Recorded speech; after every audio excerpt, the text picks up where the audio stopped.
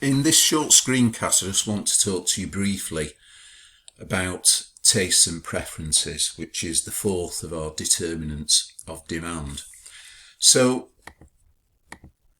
one of the issues with the standard economics approach, or the standard economic approach in demand analysis, is to assume that all consumers have the same preferences and only differ in levels of income.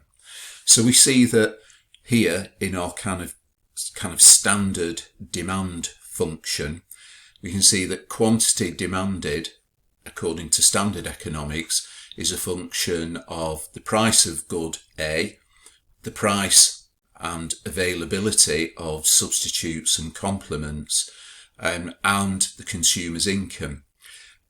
This kind of demand function doesn't allow for the differences in tastes and preferences between individuals. And what we know from basic participation data in sport, as well as other decisions for other products in the sports market, is that age, sex, educational background, occupation and ethnicity all affect demand. Okay, so we're starting to get towards a kind of slightly more heterodox approach here, in which we recognise that individuals are not kind of automatons who are just trying to seek to maximise their utility and are constrained only by their budget and the amount of time they have. People's tastes and preferences are shaped by their age, sex, educational background, occupation, ethnicity. And as we'll see next week when we look at the kind of heterodox approach, their kind of attitudes towards sport and physical activity, some of which are based on previous experiences and are constructed by their kind of setting or their place in society. So I don't want to labour this too much, but there is a hyperlink here to Sport England's market segmentation. And Sport England's market segmentation uses what's called multivariate analysis to construct 19 different market segments who have a kind of mix of age, sex, educational background, occupation, ethnicity, and attitudes towards sports to give us a more fine-grained insight into tastes and preferences. And the different tastes and preferences of the market segments can be linked to the participation rates of demand across a range of sport for each market segment. So what we're saying here is that the propensity to participate in sport, the propensity to buy sports or goods services, is not just determined by the price of activity and the income of an individual. It is also dependent on tastes and preferences. And certain market segments, according to Sport England's market segmentation, have a greater propensity to participate in sport and in certain sports than other market segments. And certain sports will be more and less popular across the different market segments. So it's important when we are trying to understand demand that we don't just look at price of goods and consumers' income. We also consider a wider range of factors in order to try to understand.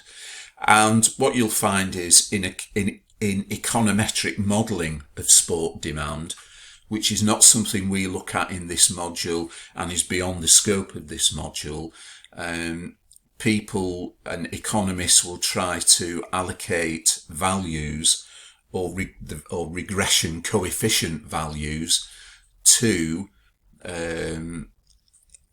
various socio-demographic, psycho-demographic factors, which they are using to try to help them to model the effect of age, sex, educational background, occupation, ethnicity, psychological behaviour, attitudes towards sport.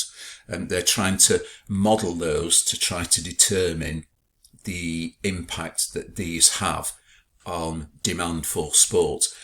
One of the issues in doing this, however, is that demand is subject, and taste and preference are subject to volatility of demands and rapid change, and so it becomes very, very difficult to actually model the effect of age, sex, educational background, occupation, ethnicity on sports participation and use it to predict future intentions and to produce forecasts on demand for sport.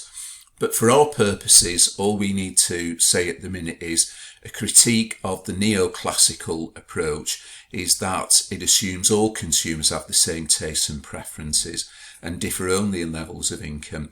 But just a quick look at Sport England's market segmentation shows us that this is not true, and that other factors, including age, sex, educational background, occupation, ethnicity, and psychology, so attitudes towards sport, also affect demand and consumers' decisions to purchase or participate in sport. Okay, so that is the critique of the neoclassical model, and we just need to be aware that, you know, we need to think of a wider range of factors in order to be able to understand demand. So in Screencast 6, which I'm going to move on to in the final screencast, we're going to look how demand for professional team sports uses a different set of determinants to try to understand demand. So really this is different than the kind of parent and derived demands for participation sport. Some things will be the same, but I want to introduce a concept called uncertainty of outcome to you in Screencast 6.